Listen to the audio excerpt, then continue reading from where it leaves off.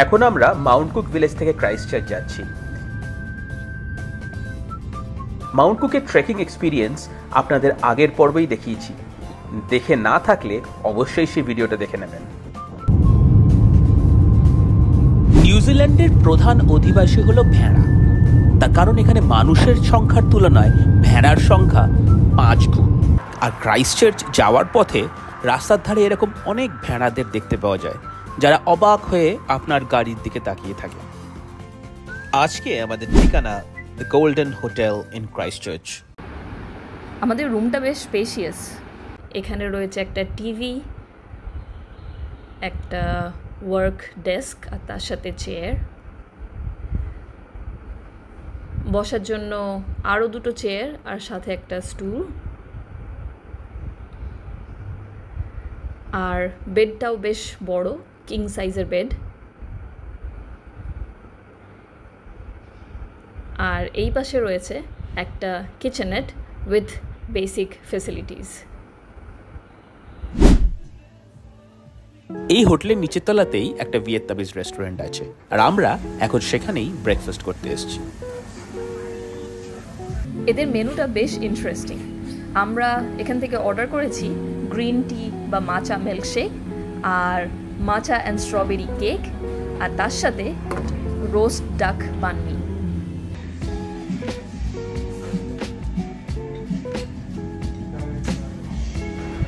The matcha cake with strawberry on top is here. এটা দেখতে তো বেশ ভালো লাগছে, খেতে কেমন? খুবই ভালো। এই হলো আমাদের মাচা লাতে, আর তার সাথে রোস্ট ডাক বানমিও চলে এসছে। আজ ক্রাইস্টচার্চে সকাল থেকেই খুব ঝমঝম করে বৃষ্টি হচ্ছে, তাই আমরা যাচ্ছি হ্যানমার স্প্রিংস। ওখানে আজ স্নোফলের ফোরকাস্ট আছে। কিন্তু এখানেও তো বৃষ্টি পড়ছে। যা, তাহলে কি এবারেও আমাদের স্নোফল দেখা হবে না? কিন্তু যেই হ্যানমার স্প্রিংস থেকে বেরিয়েছি, রেইনফল আস্তে আস্তে স্নোফলে ট্রান্সফর্ম হলো। আর সেই সঙ্গে আমরা নিউজিল্যান্ডে প্রথমবার স্নোফল এক্সপিরিয়েন্স করলাম।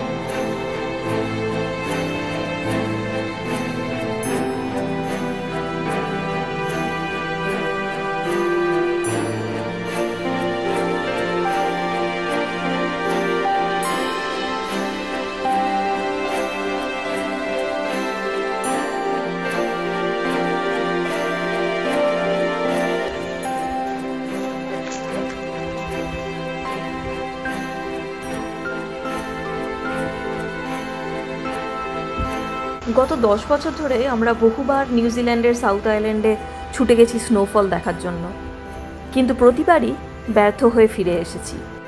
স্নো দেখার সুযোগ হলেও স্নোফল এক্সপিরিয়েন্স করা হয়নি এখানে। আজও হতাশ হয়ে যখন ফিরে যাচ্ছিলাম, তখন অবশেষে আমাদের সেই স্বপ্ন পূরণ হলো।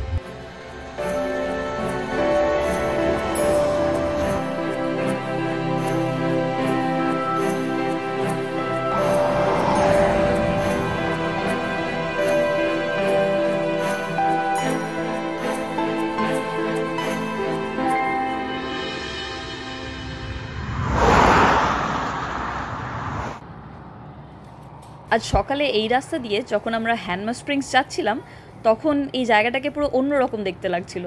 চারপাশটা পুরো সবুজ ছিল। আর এখন ফেরার পথে এই কয়েক ঘন্টার মধ্যেই একটা দারুণ ট্রানজিশন হয়েছে। এখন পুরো জায়গাটা বরফে ঢেকে সাদা হয়ে গেছে। সত্যি, we are feeling very lucky. এখন যত ক্রাইস্টচার্চের দিকে ফিরে যাচ্ছি, মনে হচ্ছে যেন স্নোফলের ইন্টেন্সিটিটা আরও বেড়ে চলেছে।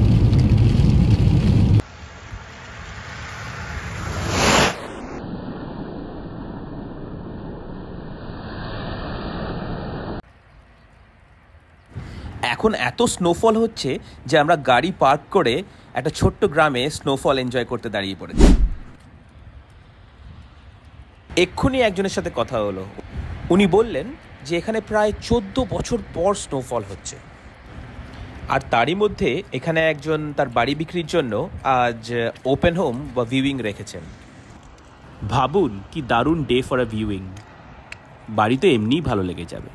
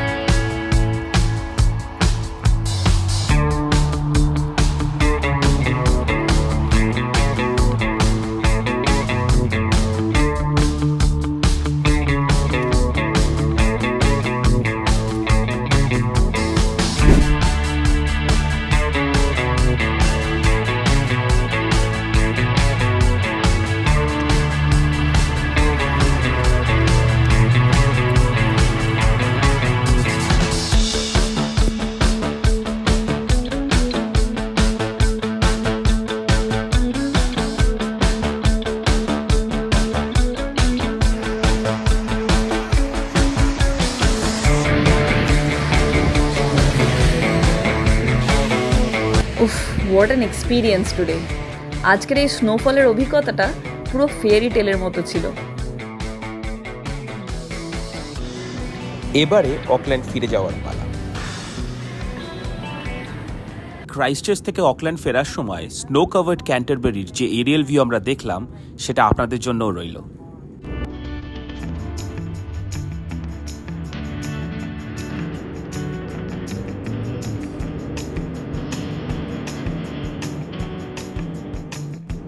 আশা করি আমাদের সাথে আপনারাও এই ম্যাজিক্যাল এক্সপিরিয়েন্স এনজয় করেছেন।